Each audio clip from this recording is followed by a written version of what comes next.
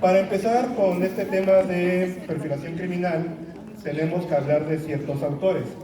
Yo creo que los han de ubicar a Garófalo, a Ferri, a Lombroso. ¿Quién los ubica? ¿No? Ok. Garófalo, Ferri y Lombroso son los precursores principales de lo que es la perfilación criminal. Existen más autores, sí, pero estos son de los principales. Y sobre todo tenemos a Lombroso. ¿Han escuchado el nombre de Lombroso? Ok. Lombroso, de allá de por Europa, medio discriminador el asunto cuando sacó su libro de El hombre criminal. ¿Por qué? Porque él decía que en su descripción de los criminales, ¿han escuchado mucho el tema de que es que si tiene tatuajes es delincuente? Sí. Fue gracias a Lombroso. Okay. Ay, Lombroso, sí. Si yo viviera en época de Lombroso ya me hubiera cargado el payaso. ¿Por qué? Porque él decía en su libro del hombre criminal, hablaba del delincuente nato, del ser atávico, del ser involucionado, que no se podía adaptar a la sociedad. Nosotros se supone que somos seres sociales y que constantemente nos tenemos que adaptar a la sociedad, conforme nos va diciendo también la teoría de los libros, como el origen de la familia, la propiedad privada y el Estado, ¿vale? Y en el caso de Lombroso, en su libro del hombre delincuente, él decía, es que todas aquellas personas que tienen rasgos físicos toscos, tienden a ser delincuentes. Nariz grande, frente amplia, pómulos pronunciados, mentón pronunciado, no están vigentes, ¿vale? No, sí, porque estaríamos cayendo en un tema de psicomorfología del rostro, y nada que ver, ¿vale? Pero lo que se le tiene que adjudicar a Lombroso, que fue el primero que hizo una clasificación de delincuentes, fue el primero que intentó dar una descripción de cómo son los delincuentes según su clasificación. Fue el primero que hizo un tema de perfilación, ¿vale? Posteriormente, al año, saca un libro que se llama La mujer delincuente, donde también da las características de cómo son las mujeres delincuentes en aquel entonces. ¿Cuál es la cuestión con Lombroso? Que él trabajaba en un psiquiátrico y trabajaba en una penitenciaría. Hizo una comparación entre reos y locos, y él decía, es que se parecen físicamente, deben de tener ciertas características mentales parecidas. Y es cuando comienza a hacer sus descripciones tanto de hombres como de mujeres, ¿vale? También fue el padre del polígrafo, fue uno de los padres del polígrafo, es algo que mucha gente no sabe, y también es considerado hoy día como uno de los padres de la criminología, ¿vale? Se los menciono porque es súper fundamental poder hablar de estos temas, al igual que con Ferri y con Garófalo, porque ellos hablaban de la sociología criminal, de por qué el ser humano dentro de una sociedad se convierte en criminal. La que sigue, por favor. Aquí es donde viene el tema de si el delincuente nace o se hace, si la sociedad lo corrompe, si ya nacemos con algún tema de maldad, cosas por el estilo, ¿vale? Les menciono también aquí a Alfonso Quirós Cuarón. Alfonso Quirós Cuarón, mexicano, es considerado aquí en México el padre de la criminología. Y desde mi punto de vista es el padre de las ciencias forenses aquí en México en general, porque él pidió mucho apoyo al gobierno, que se pudiera hacer alguna institución, que por parte de la UNAM se pudieran hacer carreras de ciencias forenses. En su momento la UNAM no le hizo, el gobierno no le dio el apoyo, pero gracias a él también se fundó un lugar llamado INACIPE. Yo creo que lo ubican. ¿Okay? El INACIPE, el Instituto Nacional de Ciencias Penales, incluso tiene un auditorio con su nombre grabado en letras doradas, justamente por lo mismo. Investigó casos importantes como la muerte de Trotsky, Goyo Cárdenas, entre otros, ¿vale? Es importante mencionar estos casos porque el tema de criminalística y criminología está un poquito peleado en algunos asuntos. Yo soy licenciado en Derecho y mucha gente me cuestiona, bueno, si tú eres licenciado en Derecho, ¿por qué das ese tipo de temas? Porque me gusta y porque he estudiado, por eso. Sí. Wow.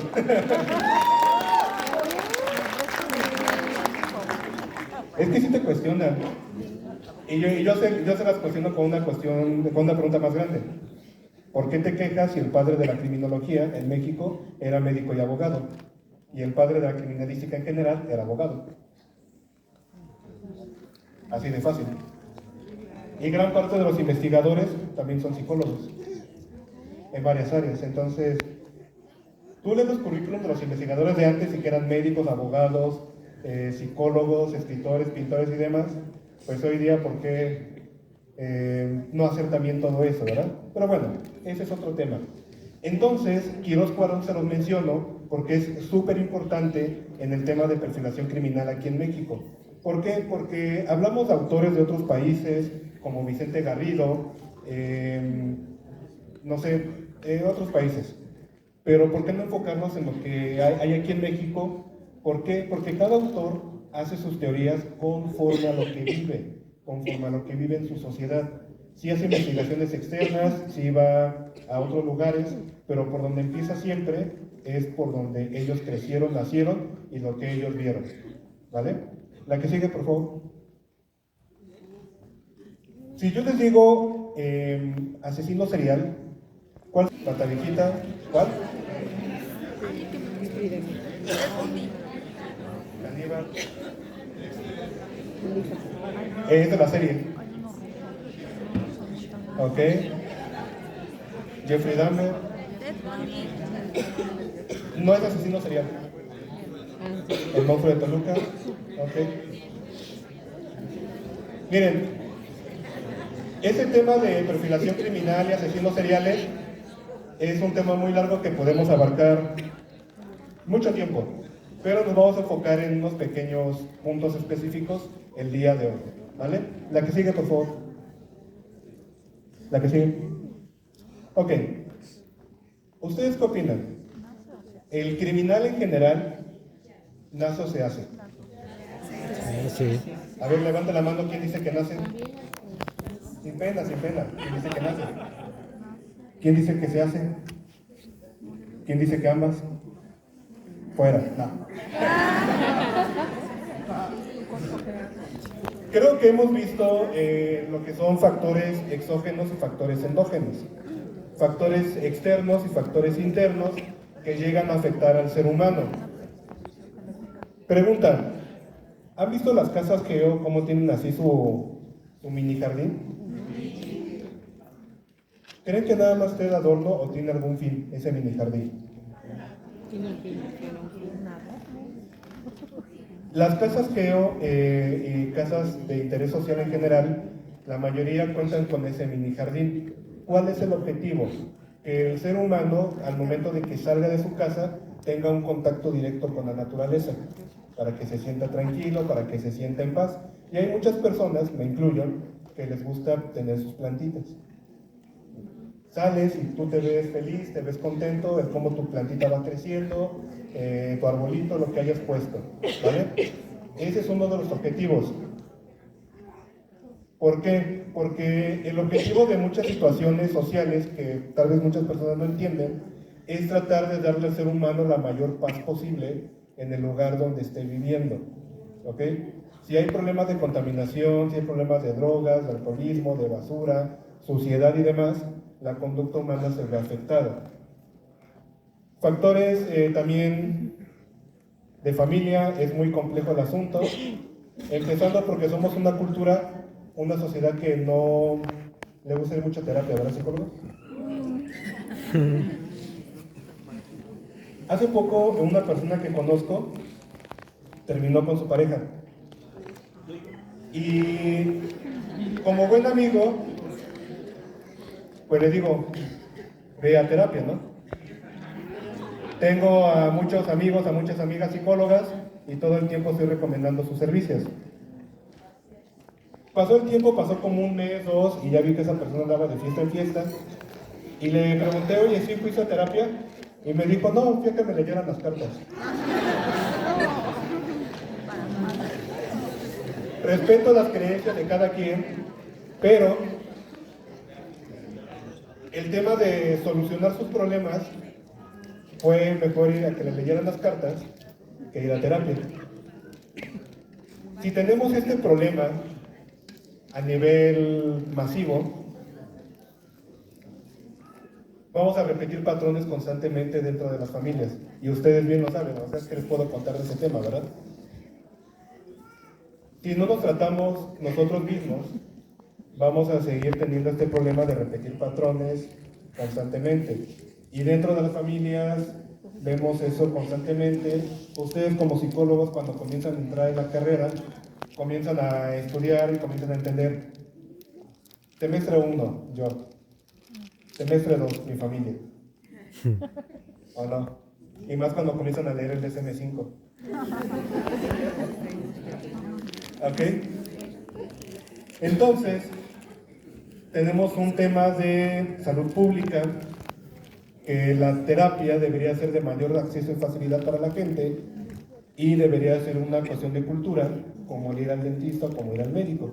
Pero la gente no va al dentista y no va al médico hasta que algo le duele, menos ir a terapia. Y en nuestra sociedad tenemos ese pequeño gran problema. ¿Vale? La que sigue, por favor. ¿Quién tiene la razón? ¿Rousseau o Maquiavelo? El hombre es naturalmente bueno, es la sociedad quien lo corrompe. Rousseau.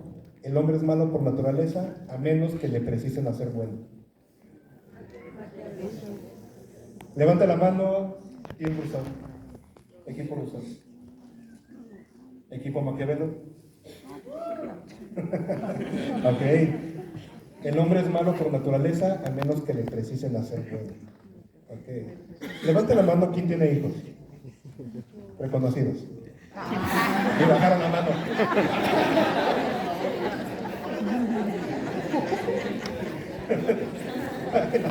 La que sigue, por favor.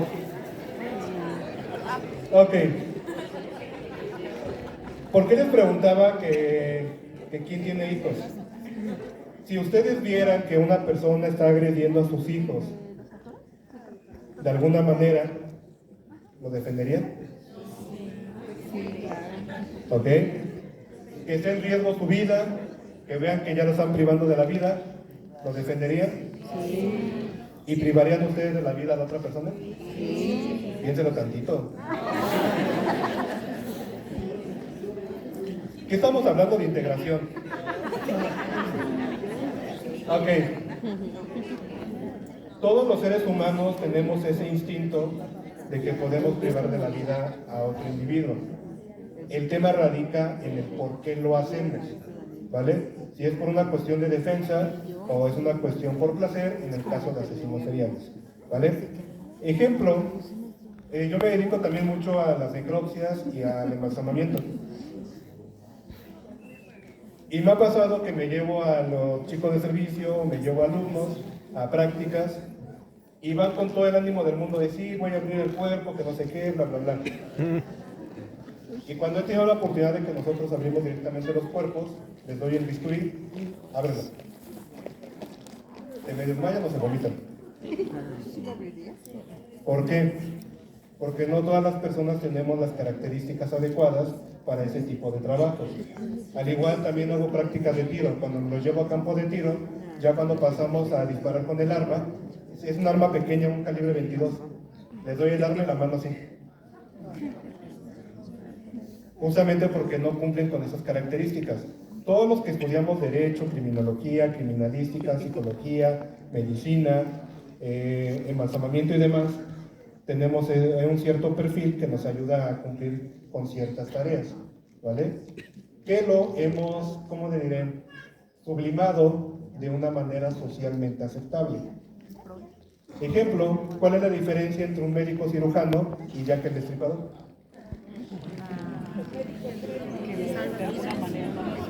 Fuerte, ¿qué? Que el médico tiene título, tiene cédula, tiene permiso para abrir cuerpos, y Jack el Destripador no, o no sabemos si la tenía. ¿Vale? Y no todas las personas tienen esta característica de que pueda abrir un cuerpo. No todas las personas funcionarían como médicos cirujanos. ¿Vale? De todos los que estamos aquí, de hecho, tenemos ciertas características que nos hacen más propensos a cometer algún tipo de delito o crimen. ¿Vale? Y más si comienzan a estudiar y se comienzan a perfeccionar. Touché. ¿Podemos diferenciar lo bueno de lo malo? ¿Sí? ¿Seguros? No. Ok, les voy a poner un ejemplo. En África hay unos países donde te permiten que las mujeres se puedan casar con 4 hombres.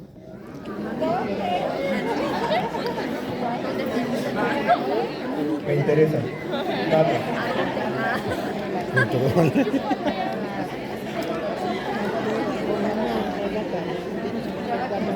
Países árabes permiten que los hombres se puedan casar con todas las mujeres que puedan mantener. Pero que las puedan mantener bien, ¿eh?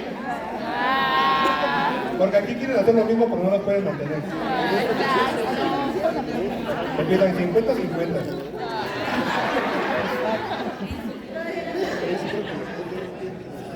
¿Y por qué voltean a ver a sus compañeros? Ok. Entonces mi pregunta, ¿es bueno o es malo? No es bueno ni malo, simplemente es la cultura. Fuerte, fuerte. Que no es bueno ni malo, simplemente es la cultura o la programación que tú tienes. Es funcional. Así es. Ok. ¿Les gustan los tamales? Sí. Yo quería un guajolocombo y no encontré. Simón.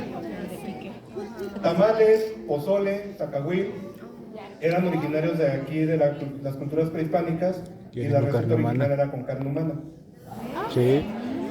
Un domingo cualquiera, bueno, no era ni domingo, tenían un calendario diferente, pero un domingo cualquiera agarraban a alguien, lo sacrificaban en el zócalo, nos lo comíamos. Órale, pozole para todos.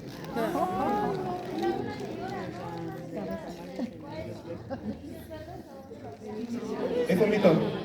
No está confirmado. Ahorita les cuento esa parte. Entonces, ¿era bueno o malo para los aztecas? Porque era su cultura. Fuerte, compañera. No era ni bueno ni malo, era normal para ellos, o sea, era lo cotidiano. Justo, porque su cosmovisión de la vida es totalmente diferente, ¿vale?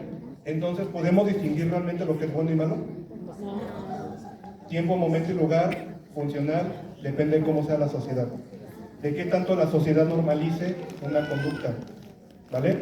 Nosotros, aquí en nuestra sociedad mexicana, tenemos un contrato social y todos lo firmamos. Bueno, no lo firmamos nosotros, lo firmaron nuestros papás en nuestra representación. ¿Sí saben cuál es su contrato social? El acta de nacimiento. Ese contrato social te hace apegarte a las normas que nuestro país te dicta. La Constitución te dice, tienes todos estos derechos, y el Código Penal te dice, tienes todos estos castigos si no te apegas a las normas. El Código Penal es un catálogo de conductas que van a ser reprimidas por no apegarte a lo que el Estado te dice, ¿vale? La que sigue, por favor. Tenemos ciertos manuales, que obviamente ustedes los conocen mejor que yo, y que son adecuados para la sociedad, ¿no? Que deben de leerlos. Cuando los comienzas a leer, te comienzas a identificar, la verdad. Sí. Comienzas a entender el por qué haces ciertas cosas. Comienzas a identificar a tu familia, a tu pareja, y ya tú decides si te quieres en esa relación o no, ¿vale? O cómo la vas a trabajar. Pero es importante que conozcan estos manuales para entender un poquito de la conducta humana, ¿vale? La que sigue, por favor. Ok. Vamos a entrar, miren, hablar de perfilación criminal sí va muy de la mano con asesinos seriales, pero no necesariamente tiene que ser solamente el tema de asesinos seriales, ¿vale? Aquí tenemos algo que se llama la tríada de McDonald. Sí. ¿Han escuchado hablar de ella? Sí. La tríada de McDonald, no el trío de McDonald. ¿Vale? La tríada de McDonald te dice, ya no está tan en uso esta tríada, pero es importante que se las mencione. Nos dice para que un asesino se convierta en asesino, requiere cumplir con 3 características. Una, que sea piromaníaco. 2, que no tenga control sobre sus esfínteres. Y 3, maltrato animal. ¿Vale? De las 3, la que más debemos rescatar es la de maltrato animal. ¿Vale? ¿Por qué? Porque desde niños a un ser humano tú le tienes que enseñar el respeto sobre la vida. Ejemplo, esos niños que le echan sal a las lombrices o que queman las hormigas con la lupa, que siento que muchos de nosotros los llegamos a hacer en algún momento de nuestra infancia. ¿Ok? Aquí la cuestión radica de que cuando un adulto te llega a ver el qué te dice al respecto de este tipo de conductas. ¿Por qué? Porque muchos seres humanos, al tener este tipo de conductas, ya después no es una lombriz ni una hormiga. Te van por algo más grande. Una rana, un ratón, después algo más grande, un gato, un perro, y posteriormente podemos llegar a un humano. ¿Has visto la película de Halloween para la versión de Rob Zombie? No.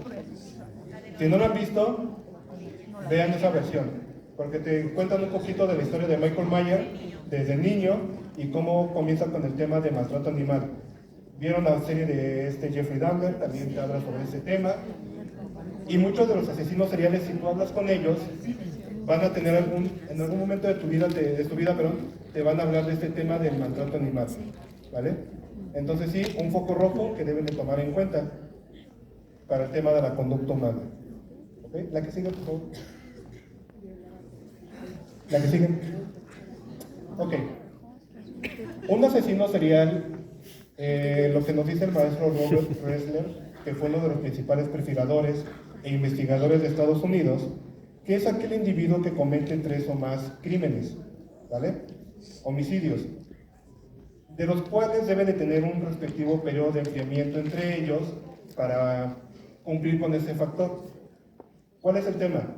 Actualmente, del 2012 hacia acá, surgieron 2 términos diferentes. Uno, que un asesino serial es aquel individuo que comete 2 homicidios. Con que cometa 2, ya es asesino serial, ¿vale? Y también surgió el término de criminal serial, de aquel individuo que comete un robo, posiblemente puede cometer una violación, después un homicidio y regresa a robo, ¿vale? O puede brincar a fraude u otro tipo de delitos. Entonces hay individuos que cometen conductas diferentes, no solamente una cuestión de un homicidio serial, sino va brincando de conducta en conducta, ¿vale? El periodo de enfriamiento, miren, el periodo de enfriamiento, este autor te dice que es de 30 días en adelante, pero no, teorías actuales nos dicen que el periodo de enfriamiento puede ir de días, semanas, meses e incluso años, como en el caso de BTK, que tardó cerca de 20 años en volver a cometer un crimen, ¿vale? La que sigue, por favor. No confundir los asesinos seriales con los asesinos en masa, porque tiende a confundirse el término. Los spree killers y asesinos en masa. Asesinos en masa son aquellos individuos que llegan a un punto y comienzan a matar el mayor número de personas posibles, ¿vale? También, ¿cuál es una característica diferente? El asesino serial tiene una motivación por lo general de índole sexual, y el asesino en masa tiene una motivación por rencor, odio, religión, creencia o cuestión política, ¿vale? Que son términos totalmente diferentes. Ahora tú me vas a decir igual, un sicario. El tema con el sicario, que sí puede tener 100, 200, 500 víctimas, pero ¿qué existe de por medio? Dinero. Dinero, ¿vale? Igual y sí disfrutan matar a la gente, pero el intermediario que existe es el dinero, una contratación, ¿vale? Por eso no entra en esta característica de asesino serial. ¿Han escuchado hablar de Charles Manson? Charles Manson tampoco es un asesino serial, ¿vale? En muchos libros tú lo vas a encontrar de asesinos seriales, pero él no es un asesino serial, no fue un asesino serial, era un incitador o instigador. Él manipulaba a la gente, al igual que otras personas que manejan sectas para que lleguen a cometer actos. Y sus actos que cometió la familia Manson dentro de la mansión de Sharon Tate, de Roman Polanski, iban con un índole racista. ¿Por qué? Porque los crímenes se los querían adjudicar al grupo de Panteras Negras. El grupo de Panteras Negras era un grupo, bueno, es un grupo que todavía existe, que es antirracista, ¿vale? Entonces le querían echar la culpa a ese grupo por una cuestión de racismo. Entonces, un término también totalmente diferente. ¿Estamos de acuerdo? Sí. La que sigue, por favor. Ok. Asesinos seriales. Estados Unidos es el país que más genera asesinos seriales en el mundo. También tenemos en Sudáfrica, Inglaterra, Japón, Italia. En Japón ya está regulado el canibalismo. Y aquí en México también tenemos una galería bastante amplia de asesinos seriales. Y hablando de galerías, en el lobby coloqué mi galería personal de periódicos.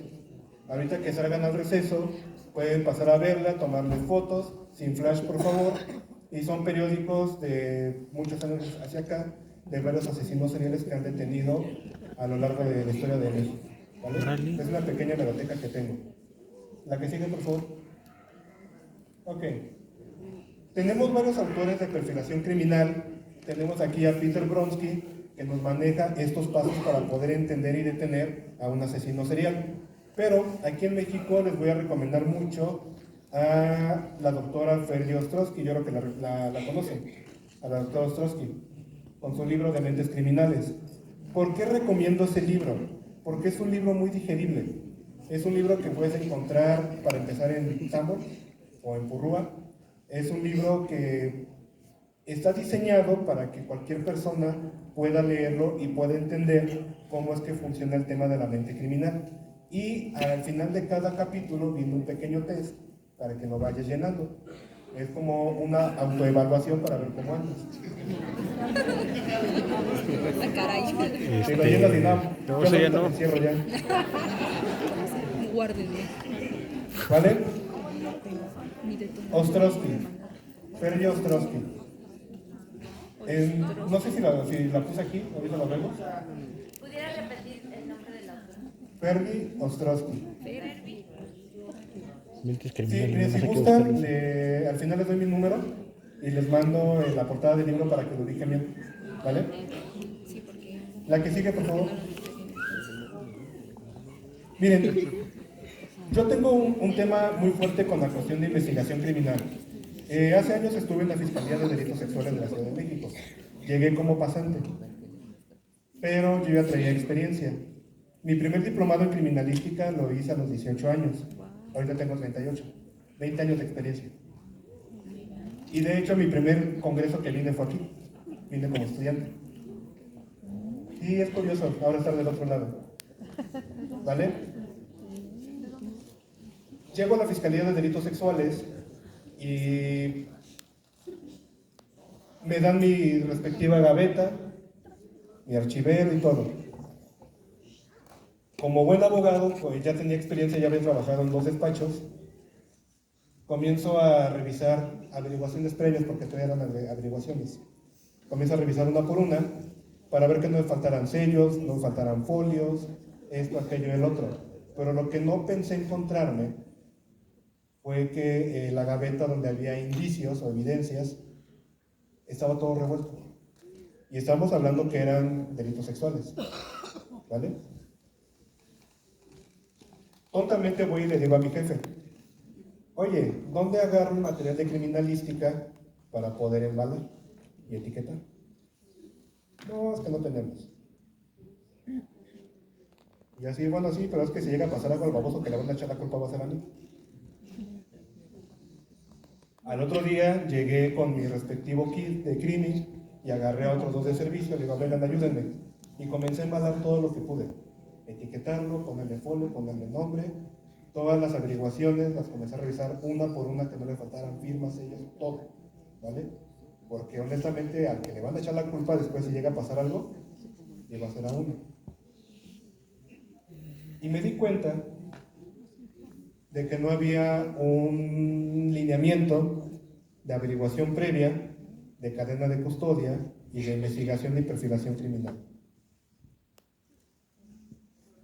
A mí me mandaban a hacer la reconstrucción de hechos, a hacer las diligencias, a hacer las entrevistas en los reclusorios. Sí, pero yo me prestaba porque yo quería aprender. Yo, sí voy. Nada más, dame al patrullero y vámonos. Ya me ponían a la policía judicial y ya me lo llevaba. Porque luego me mandaban a lugares bien feos, que la verdad sentía que salía sin riñones. Pero comencé a entender esta parte, que no había una formalidad en la investigación criminal. ¿Ubican el caso Polet? Sí. El caso Polet es un caso súper específico donde se vio que no estábamos capacitados para un tema de investigación criminal. Ya que pasa el caso Polet, la Procuraduría General de la República es cuando saca el manual de cadena de custodia. Pero después, ya después de que ocurrieron los hechos, de que la gente se metió al cuarto de la niña, que se acostó, que se durmió y quién sabe qué nos pasó ahí, hasta después de eso comenzaron a aventar los manuales. Entonces, si no había manuales de cadena de custodia, menos va a haber manuales de perfilación criminal. ¿Vale? ¿Qué debemos entender? Que Policía de Investigación hoy día tiene una tarea muy grande y muy fuerte, de generar descripciones, de acercarse a la gente, de tomar fotografías, de recopilar la información que más se pueda llegar a encontrar, de todo tipo. La que sigue, por favor. Los criminales o asesinos seriales debemos entender el por qué eligen a sus víctimas, ¿vale? Si las víctimas fueron de manera incidental, o si fue un daño colateral, o fue algo totalmente planeado. Ejemplo, ahorita vamos a hablar del monstruo de Atizapán. El monstruo de Atizapán, él elegía mujeres, casi todos los asesinos seriales eligen mujeres que se dedican al sexo servicio. ¿Por qué? Porque son un sector muy vulnerable de la sociedad y porque para ellos es ensayo y error. Llegan a cometer el acto y deciden si en ese momento, si lo quieren volver a repetir, o ya no lo hacen. Ejemplo, el caníbal de la Guerrero, su primera víctima fue una sexoservidora. La mató, comete el acto, reafirma lo que quiere y posteriormente sus siguientes víctimas fueron sus parejas. ¿Vale? Goyo Cárdenas, primeras víctimas, sexoservidoras. El monstruo de Ecatepec, el monstruo de Atizapán, sexoservidoras. El chalequero, sexoservidoras. ¿Vale? Entonces tengan en cuenta ese tipo de cuestiones, cómo operan ellos para poder saber si realmente es lo que quieren o no. Y dentro de la Fiscalía de Delitos Sexuales nos tocó detener a gente que cometía violaciones y homicidios a sexoservidoras, y ya cuando lo detenías y lo entrevistabas te decían eso, es que no estaba seguro si lo quería hacer, por eso probé primero. ¿Ok? La que sigue, por favor. Ay. Evaluación del delito. Cuando se lleva a cabo el delito, saber si lo planeó, si hubo una ruta específica, si hubo, ¿cómo le diré? Algún punto en específico de su desarrollo de pensamiento, donde el individuo decidiera cómo iban a ocurrir los hechos. Ejemplo, se me fue el nombre. Richard Ramírez, ¿lo ubican? Ok. Richard Ramírez fue muy difícil de detener, pero ¿sí saben por qué?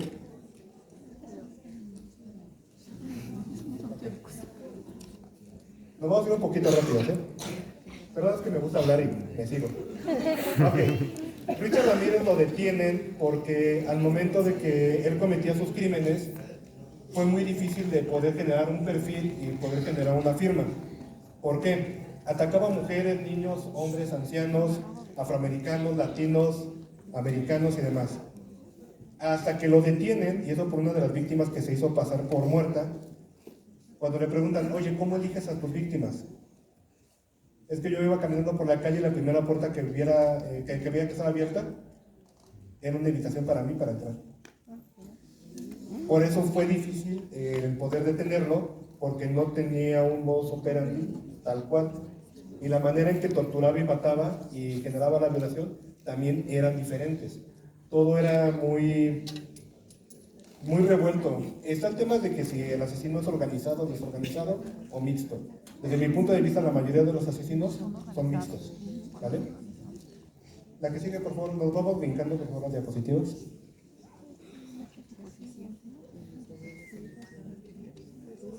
La que sigue, por favor. Ok.